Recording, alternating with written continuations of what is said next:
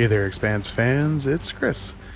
This is going to be my episode 11 breakdown of aspects of the show that were a little different than in the source material, which are the books. As always, there are spoilers ahead if you have not read the book, potentially.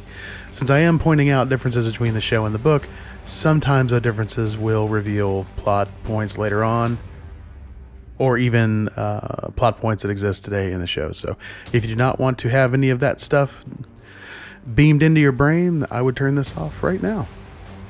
Okay, if you are still here, I assume you have either read the books or don't care about little spoiler reactions. So here we go. Coming in at number 8, we have Fire in Low G/No G.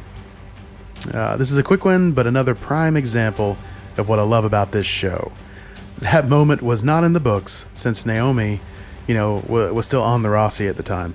So it could have been just a quick transition to get her back on the ship. It could have been. But no. We are presented with a lovely little moment that reinforces again how strange and dangerous space really is. The fact that they researched, crafted, and wrote this throwaway moment into the episode is as good a testament as any to the passion that people behind this show have. And, I for one couldn't be happier. At number 7, we have Comatose Holden. Yeah, I don't know how I feel about this particular thread. It is a pretty drastic change from the source material, and I don't really know what it gives us compared to, how it played out in the book. I mean, I get the whole his brain needs time to process what he's seen thing, but him nearly dying and then being out of it for the entire episode just seemed odd. The funny thing, though, is that what we were shown in the previous episode was a greatly watered-down version of what actually happened to him in the novels, and he survived just fine, with, no coma needed. The other bit that I find interesting is that they are suggesting that Holden understood what he saw. In the novels, that was just not the case. Proto-Miller was in his head the whole time, so he saw everything that Holden saw, and when it was over, explained what he could to Holden so he would be on the same page.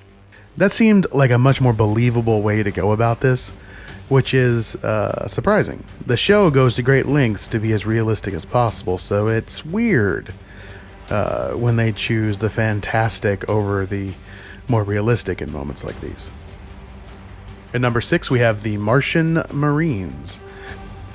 This is another thing that seemed odd to me, and was in direct contradiction to what was crafted in the source material. The big difference is how they responded to Holden, advocating for his death. There's actually a section in the book where they talk about this exact thing, and Holden comments on how surprising it is that they aren't out for his blood, even saying he wouldn't be surprised if they thought he was somehow responsible for the death of a Marine just moments before. It was a moment to show the discipline, training, honor, and moral fortitude of the Martian Marines, and I feel like it's sorely lacking in this episode, in my opinion. Number 5, we have the Slow Zone Tragedy. A lot of us thought they were going to skip this part of the story, but it's good that they didn't. I could see them skipping over it and the story beats that happened because of it, namely the gathering of the wounded on the Behemoth, since while important to the book, it felt less needful for the show, given how few episodes that we have left in the season. I do like that they included it, though, because it allows for some real moments of growth for a few characters, as well as affords a glimpse into the real character of some of our players. What's fascinating for me is that this marks the end of some things and the beginning of others, which we won't see come to fruition until Season 4, I would imagine. But for now, let's talk about defining character moments. Number 4, Ashford's Nobility. This was not something I saw coming. I had assumed that Ashford was going to make sure the drummer was taken off the board, one way or another, during this time. Either making sure that they stayed trapped until she died, or, lapse into a coma, or finding some other way to end her more directly. So it was nice to see a different side of him. I am still unclear if he made the controls for the arm short circuit on purpose, or if it was accidental, but after that it seemed his reactions and emotions were genuine. It seemed he genuinely was against Drummer moving the rig and sacrificing herself, and was 100% devoted to doing everything he could to save her once he was free. Of course, that's not to say he wasn't super happy about being captain now, but it seemed less like a coup and more like making the best of the situation. Which brings us to number 3, Drummer's sacrifice. So speaking of Drummer, I really love her character, and seeing these moments between them as they lay dying was pretty amazing. The courage and steel it takes to sacrifice oneself, not only for the good of others, but so that someone you didn't really like could live and take your command, well, that is saint-level business right there. It will be interesting to see what happens with her character going forward. She has an important role in future novels, so I hope she doesn't die here. Of course, they have combined characters quite a bit in this show, so you really never know. Speaking of combining characters, number 2 is Come to the Behemoth. It seems pretty clear to me now that Ashford is who they folded most of the important bits of the character Bull into. Bull advocated for the overthrow of the captain in the books, who was Ashford, and he architected the plan to spin up the drum to create gravity, allowing the Behemoth to become a safe haven. Having Ashford be the one to come up with this plan is really a much better storyline in my opinion. As Bull wasn't a belter, he was an earther. The gesture becomes much more powerful when it is conceived of, implemented by, and overseen by an actual belter. Of course, knowing what else Bull was involved in as the book unfolded, Ashford's character could really shine in these next few episodes. And finally, at number 1, Melba attacks the Roci. I'm really glad that this made it into the show. It ends up being very important for a ton of reasons. But for now, it gives us a few important things. First, we now have Clarissa in the same place as the crew of the Roci, the people she has been trying to discredit and kill for a very, very long time. This was pretty powerful in the book, especially when it comes to Clarissa coming face to face with Holden, the object of her obsession. Of course, it doesn't happen on the Roci, but you get the idea. It's just as important when it comes to the Good Reverend. I don't like that they didn't show Anna coming up with the plan as they did in the novels.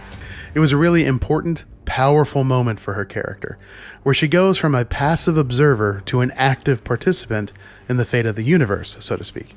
It also sets her character on a really amazing trajectory in the books that lands her squarely in the path of Amos, which I won't lie, was by far my favorite storyline in Abaddon's Gate. The way they play together is beautiful.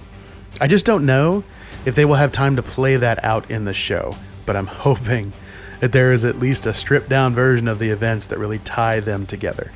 It's so amazing for both of their characters. All right, that's it for this episode.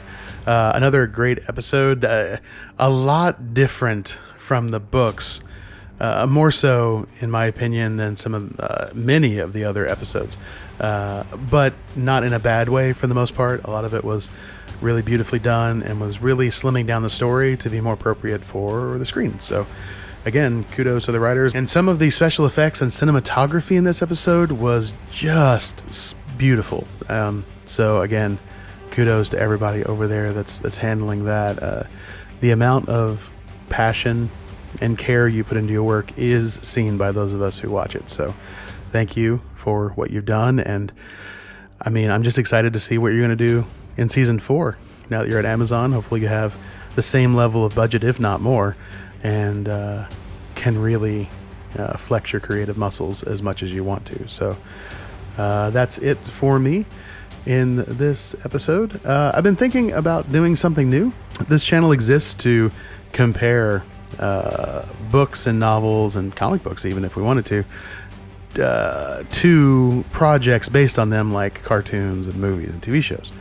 And so I just finally, because my life is a nightmare of schedules, I finally got to watch Ready Player One, and it was an enjoyable movie. It was fun, but I was a little shocked at how different it was from the books, in many different ways, and thought it might be fun to do one of these comparison videos on that movie. So would you be interested in seeing something like that, where I take movies that are based on books or something like that, and do one of these comparison and contrast videos about that.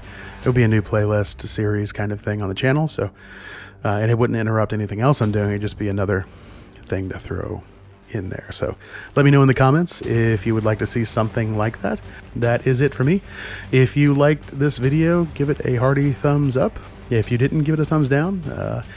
I like seeing that ratio. It tells me if I'm doing a good job, and I'm happy to say I have been for the most part. Way more thumbs up than thumbs down, so appreciate that. If you haven't subscribed, go ahead and do that. And if you haven't hit the notification icon, go ahead and do that too, so you know when the next video is live. That's it for me, guys, and I will see you in the next one. Bye-bye.